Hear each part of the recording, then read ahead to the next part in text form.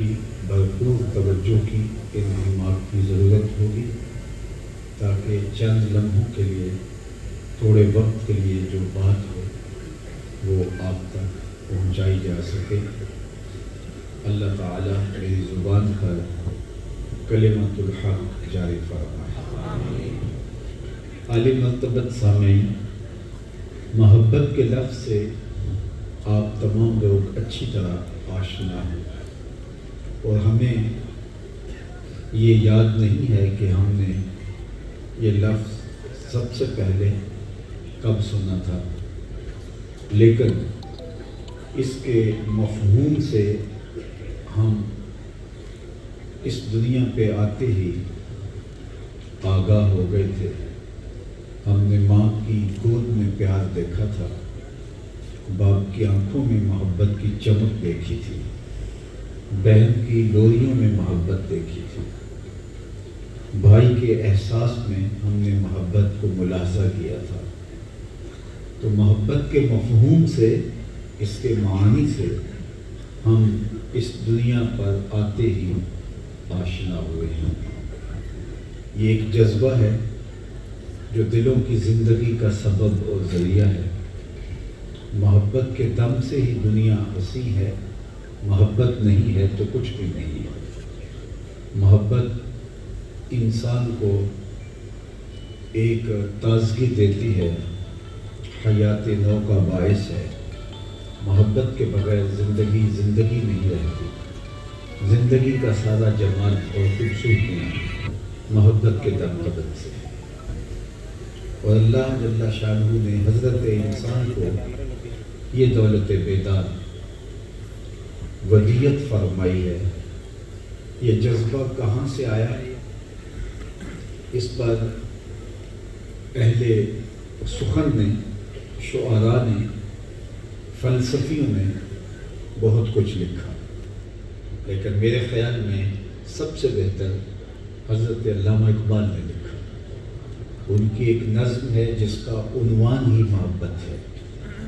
عروس شب کی زلفیں تھیں ابھی نہ آشنا غم سے، ستارے آسماں کے بے خبر تھے لذت رم سے، قمر اپنے لباس نو میں بیگانہ سا لگتا تھا، نہ تھا واقف ابھی گردش کے آئین مسلم سے، ابھی امکان کے ظلمت خانے سے ابری ہی تھی دنیا، حویدہ تھی نگینے کی تمنا چشم خاتم سے، سنا ہے عالم بالا میں کوئی کیمیا گر تھا، صفا تھی جس کی خاک پا میں بھر کر ساغر جم سے، لکھا تھا عرش کے پائے پہ ایک اکسیر کا نسخہ، چھپاتے تھے فرشتے جس کو چشم روح آدم سے، نگاہیں طاق میں رہتی تھی لیکن کیمیا گر کی، وہ اس نسخے کو بھر کے جانتا تھا اسم اعظم سے، بڑا تسبیح خوانی کے بہانے عرش کی جانب، تمنا دلی بھر آئی آخر سائے پیہم سے،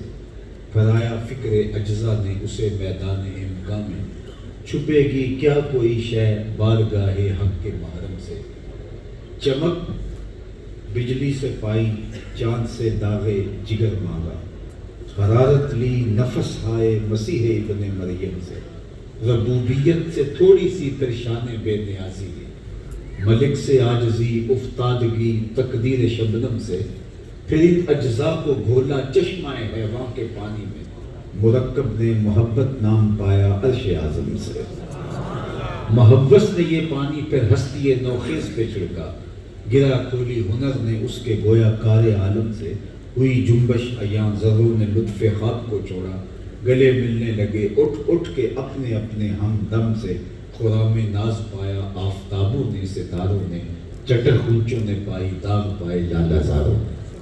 تو اقبال کے ہاں محبت یہ ایک آسمانی تحفہ ہے جو حضرت انسان کو عطا کیا گیا، اور اس محبت کے دم سے ہی دنیا میں حسن ہے، اس محبت کی وجہ سے ہی کائنات کے اندر کشش ہے، اور اگر یہ محبت اس دنیا سے نکال لی جائے تو دنیا اداس ہو جائے، زندگی کا کوئی لطف باقی نہ رہے، جینے میں کوئی مزہ نہ رہے۔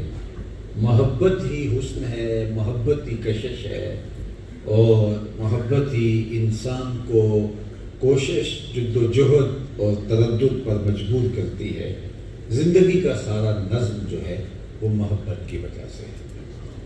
عالی مرتبت سامعین، میں عرض کرنا چاہوں گا کہ محبت عالم عمل کا ایک لطیفہ بھی ہے، آسمانی تحفہ بھی ہے، لیکن جب یہی محبت مادیت زدہ ہو جاتی ہے، جب یہ خواہشات کے زنگ میں آلودہ ہو جاتی ہے، تو یہ محبت پھر انسانیت کی گراوٹ کا سبب اور ذریعہ بن جاتی ہے۔ یہ اسی محبت کے بارے میں غالب نے کہا تھا، عشق نے غالب نکما کر دیا، ورنہ ہم بھی آدمی تھے کام کے۔ یہ محبت پھر اچھے بھلے انسان کے پلے کچھ نہیں چھوڑتی۔ استاد میر تقی میر نے کہا تھا کہ پھرتے ہیں میر خار کوئی پوچھتا نہیں، اس عاشقی میں عزت سادات بھی گئی۔ وہ محبت جو عزت سادات کو بھی خراب کر دیتی ہے، آج ہم اس محبت کی کہانی چھیڑنے نہیں آئے، آج ہم اس محبت کا قصہ سننے اور سنانے آئے ہیں جو پستیوں سے اٹھا کے اوج ثریا کی بلندیاں تک پہنچا دے۔ وہ محبت جو اچھے خاصے انسان کو نکما کر دیتی ہے، کام کے آدمی کے پلے کچھ نہیں رہتا۔ ہم اس محبت کے عنوان سے جمع نہیں ہوئے، ہم اس محبت کو آج موضوع سخن بنا رہے ہیں جو ذات کے حبشی غلام کو اٹھاتی ہے اور اوج ثریا تک پہنچا دیتی ہے۔ تو یہ محبت بندہ نواز ہے، یہ محبت پستیوں سے اٹھا کے اوج ثریا تک پہنچا دینے والی ہے۔ یہ محبت انسان کی تعمیر کرتی ہے، یہ محبت شخصیت کا اعتبار ہے، یہ محبت مقصود کائنات ہے، یہ محبت انسانیت کا حسن ہے، انسانیت کے ماتھے کا جھومر ہے، اس کے سر کا تاج ہے۔ اللہ اکبر صاحب، وہ جس محبت کی کہانی غالب نے کہی اور پھر اس کے دم سے وہ نکما کہلایا، تو میں آپ کو جس محبت کی بات سنا رہا ہوں، یہ بندہ نواز محبت انسانوں کو عزت اور آبرو فراہم کرتی ہے، وقار دیتی ہے۔ وہ محبت انسانوں کو توڑتی ہے۔ ایک کے دو چاہنے والے رقیب کہلاتے ہیں، لڑائی کی نوبت آ جاتی ہے، محبوب تو میرا تھا، تم نے کیوں دیکھا، آنکھ پھوڑ دوں گا، قتل و غارت تک نوبت جا پہنچتی ہے۔ وہ محبت رقیب پیدا کرتی ہے، لیکن جس محبت کا سندیسہ میں آپ کے پاس لے کے آیا ہوں، وہ محبت رقیب پیدا نہیں کرتی، حبیب پیدا کرتی ہے۔ جہاں ایک کے دو چاہنے والے رقیب ہوتے ہیں، یہاں ایک کے کروڑوں چاہنے والے آپس میں حبیب ہوتے ہیں۔ دل بمحبوب حجازی بستائیں، زی جہت با یک دیگر پیوستائیں، چوں گلے صد برگ مارا مو یکیس، او کے جانے ای نظاموں او یکیس، مستے چشمے ساکیے بتہاستے، در جہاں مثل مو می ناستے۔ یہ محبت وقار دیتی ہے۔ میں آپ سے پوچھتا ہوں کہ میں آپ کا کیا لگتا ہوں، کیا رشتہ داری ہے میری آپ سے؟ کوئی کاروباری سانج بھی نہیں ہے۔ بہت سارے لوگوں کو میں پہلی بار دیکھ رہا ہوں اور بہت سارے لوگ مجھے پہلی بار دیکھ رہے ہیں، لیکن آپ کی پیشانیوں پہ یہ پیار لکھا ہوا ہے، آپ کی آنکھوں کی پتلیوں سے محبت چھلک رہی ہے۔ میں بھی ایک لمبا سفر کاٹ کے آپ تک پہنچا ہوں اور آپ کے لیے میرے دل میں محبت تھی تو یہاں آ پہنچا۔ تو کیا ربط ہے میرا آپ کا، کیا رشتہ ہے، کیا کاروباری سانج ہے؟ تو آپ کہیں گے کوئی کاروباری سانج نہیں، لیکن ایک رشتے نے ہمیں، ایک الفت نے ہمیں ایک دوسرے سے جوڑ دیا ہے۔ ہزاروں قومیں وجود میں آئیں، دہر میں خشک و تر کے رشتے سے، ہم نے بنیاد دوستی رکھی یاد خیر البشر کے رشتے سے۔ میرے استاد جھوم کے ایک شعر پڑھا کرتے تھے، محمد کی وساطت سے محبت تیری میری ہے، محبت اصل ہے ان کی نہ تیری ہے نہ میری۔ تو باقی محبتیں انسانوں کو توڑتی ہیں، یہ محبت انسانوں کو جوڑتی ہے۔ اور اگر میں اور آپ یہ چاہتے ہیں کہ ہم وحدت کی لڑی میں پروئے جائیں تو حضور علیہ السلام کی محبت کے ذریعے سے یہ بکھری ہوئی امت دوبارہ جوڑی جا سکتی ہے۔ قوت عشق سے ہر پست کو بالا کر دے، دہر میں اسم محمد سے اجالا کر۔ محبت جب اپنے حقیقی رنگ اور آہنگ کے ساتھ روحوں میں جاگزی ہوتی ہے تو پھر محبوب کی دہلیز پہ سارے عاشق کھڑے دست بستہ دکھائی دیتے ہیں، ایک دوسرے سے لڑائی، ایک دوسرے سے جھگڑے، ایک دوسرے سے الجھاؤ نہیں ہوتا۔ اگر محبوب کی چوکھٹ کے پر پہنچ کر بھی محب آپس میں لڑ رہے ہوں تو انہیں اپنی محبت پہ، اپنی الفت کے اوپر غور کرنا ہوگا کہ ہم کھڑے کہاں ہیں۔ محبت تو بکھرے ہوں کو جوڑتی ہے، محبت تو ٹوٹے ہوں کو ملاتی ہے۔ بلال حبشے سے آئے، صہیب روم سے آئے، سلمان فارس سے آئے، ابو بکر و عمر رضی اللہ تعالی عنہما مکہ المکرمہ سے آئے، حضرت سعد مدینہ المنورہ سے تھے، لیکن ان سب کو چوں گلے صد برگ مارا بو یکے سے۔ یہ جو گلے صد برگ ہوتا ہے اس کی 100 پتیاں ہوتی ہیں اور ہر پتی کا سائز الگ ہونے کے باوجود ان سے نکلنے والی خوشبو ایک ہی ہوتی ہے۔ ہم کسی بھی خطے سے، کسی بھی علاقے سے تعلق رکھتے ہوں، جب ہم محبت کے رنگ میں رنگ جائیں گے تو سب کے وجود سے محمدی خوشبو ہی نکلے گی۔ سبحان اللہ۔ تو پھر امت کی وحدت کا خواب خود بخود پورا ہوتا چلا جائے گا۔ ہمیں دیکھنا پڑے گا کہ ہم کس محبت کا ادعا کرتے ہیں، اور محبت اپنے عملی معیار کے ساتھ جب ظہور پذیر ہوتی ہے تو وہ نتیجہ خیز ہوتی ہے۔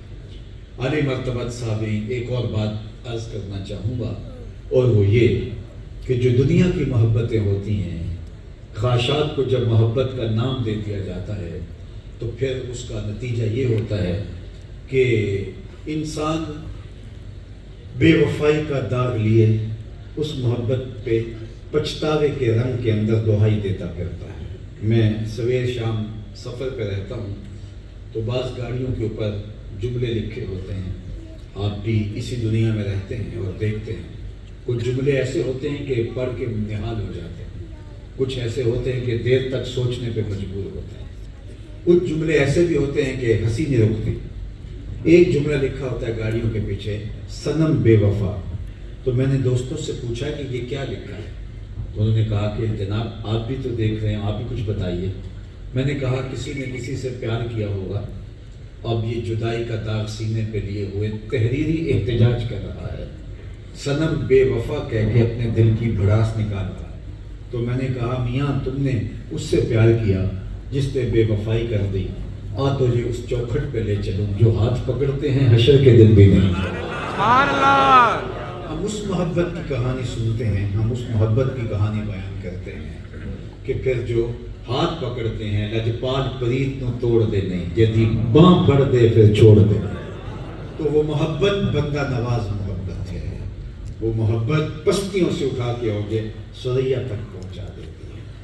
میں آپ سے پوچھتا ہوں، جس زمانے میں میرے حضور تشریف لائے اس زمانے کے خاقان کا نام کیا تھا؟ شاید بہت تھوڑے لوگ ہوں جو اس دور کے خاقان کا نام بتا سکیں۔ آپ کہیں گے ہمیں کیا ضرورت ہے کہ اس کا نام یاد رکھتے پھریں۔ چلو اس دور کے کیسر کا نام کیا تھا؟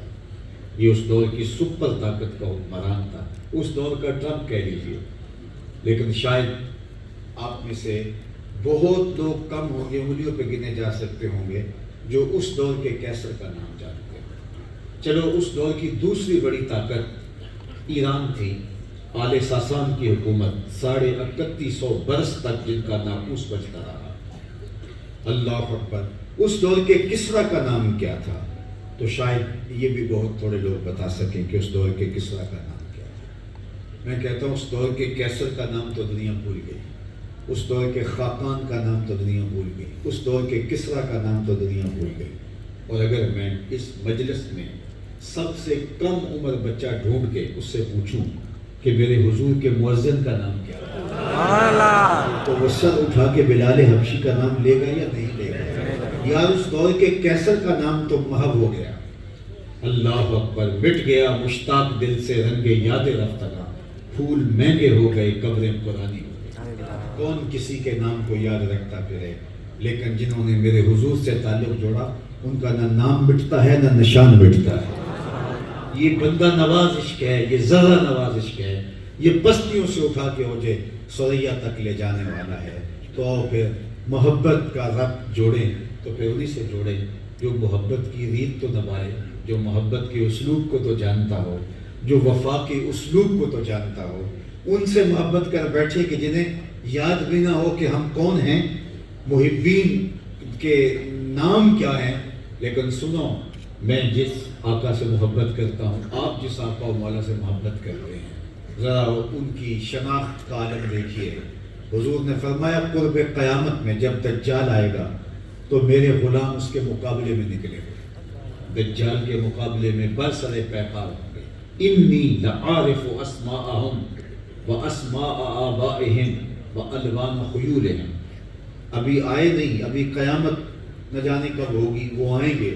فرمایا میں اپنے ان غلاموں کو نام بنام جانتا ہوں۔ سبحان اللہ۔ بات ختم نہیں ہوئی، وَأَسْمَاءَ آبَائِهِمْ، ان کے باپوں کے ناموں کو جانتا ہوں۔ کہانی ختم نہیں ہوئی، وَأَلْوَانَ خُيُولِهِمْ، میں یہ بھی جانتا ہوں میرا کون سا غلام کس کا بیٹا کس قبیلے کا فرد کس رنگ کے گھوڑے پہ بیٹھ کے جہاد کر رہا ہوگا۔ میں اپنے غلاموں کے گھوڑوں کے رنگوں کو بھی جانتا ہوں۔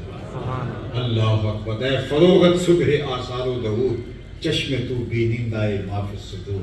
ہم ان سے محبت کا ربط و رشتہ رکھتے ہیں جن کی نگاہوں سے کچھ پوشیدہ نہیں، تو ان سے محبت، ان سے الفت ہمیں دنیا آخرت کی بہتری کی ضمانت فراہم کرے۔ حضور کی مجلس لگی تھی، ہجوم عاشقاں تھا، ایک صاحب آئے اور کہا متی الساعہ، حضور قیامت کب آئے گی؟ ایک طالب علم استاد سے پوچھے کہ پیپر کب ہوں گے، تو اس کا مطلب ہے کہ اس نے تیاری خوب کر رکھی ہے، اس لیے بےتابی سے امتحانات کا انتظار کر رہا ہے۔